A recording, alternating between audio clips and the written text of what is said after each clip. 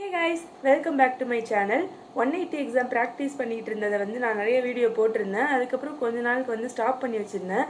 ஏன்னா எக்ஸாம் கிட்ட வரும்போது எனக்கு ரொம்ப இந்த டென்ஷன் ஆகிடுச்சு.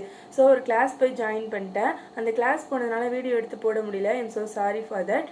அண்ட் 180 எக்ஸாம் ஃபஸ்ட்டு எப்படி பண்ணேன்னு சொல்லிடுறேன். ரொம்ப பேடாகவும் பண்ணல, ரொம்ப நல்லாவும் பண்ணல.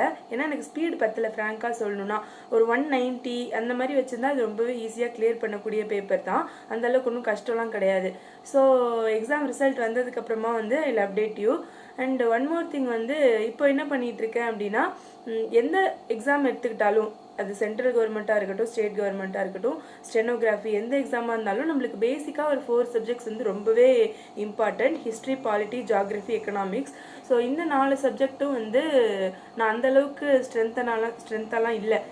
அந்த ஃபவுண்டேஷன்லேருந்து புக் எல்லாத்தையும் முடித்து கம்ப்ளீட்டாக முடிச்சு வைக்கணுன்றதுக்காக அது படிக்க ஸ்டார்ட் பண்ணியிருக்கேன். And maths also, reasoning, current affairs இது எல்லாமே பேசிக்காக நம்ம படிக்கணும். எல்லா எக்ஸாமுக்குமே இது எல்லாமே கவர் பண்ண போகிறேன்.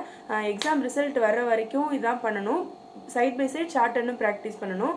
ஏன்னா எப்படி வேணாலும் ஆகலாம் ரிசல்ட்டு. 150 எழுதும்போது நான் இப்படி தான் ரொம்ப கான்ஃபிடென்ட்டாக இருந்தேன் ஃபஸ்ட் அட்டம்ப்ட்டுக்கு. அப்போ பார்த்தா ரிசல்ட் ஃபெயிலின்னு வந்துருச்சு. ஸோ மறுபடியும் உட்காந்து ஸ்டார்ட் பண்ணேன். அதே மாதிரி 180க்கும் ஆகிடக்கூடாது. ஸோ கண்டினியூஸாக நான் 180யும் ப்ராக்டிஸ் பண்ணிட்டு தான் இருக்கேன். அண்ட் ஸோ இப்போதைக்கு இதான் பிளான். ஏதாவது ஃபர்தராக நான் பண்ணேன்னா உங்களுக்கு சொல்கிறேன். உங்கள் யாருக்காவது English shorthand class join பண்ணணும் அப்படின்னா என்னோடய மெயில் ஐடி கொடுக்குறேன், அதுக்கு மெயில் பண்ணுங்கள். அண்ட் நான் என்னோடய கிளாஸில் குரூப் கிளாஸ் எடுக்க மாட்டேன், 1-on-1 தான் எடுக்கிறேன். ஏன்னா எல்லா எக்ஸாமுக்குமே இந்த மாதிரி தான். பட் ஸ்பெசிஃபிக்காக ஷார்ட் அண்ட் பொறுத்த வரைக்கும் நம்ம ஒருத்தரோட மிஸ்டேக்ஸும் ஸ்ட்ரோக்ஸும் அவங்களோட பெர்ஃபார்மன்ஸும் அனலைஸ் பண்ணணும். அப்போ தான் எக்ஸாமுக்கு ஈஸியாக இருக்கும். குரூப் கிளாஸ் எடுக்கும்போது அந்த அளவுக்குலாம் அவங்க என்ன தப்பு பண்ணுறாங்கன்னு கண்டுபிடிக்க முடியாது. ஸோ உங்கள் யாருக்காவது ஷார்ட் அண்ட் கற்றுக்கணும் அப்படின்னா எனக்கு மெயில் பண்ணுங்கள்.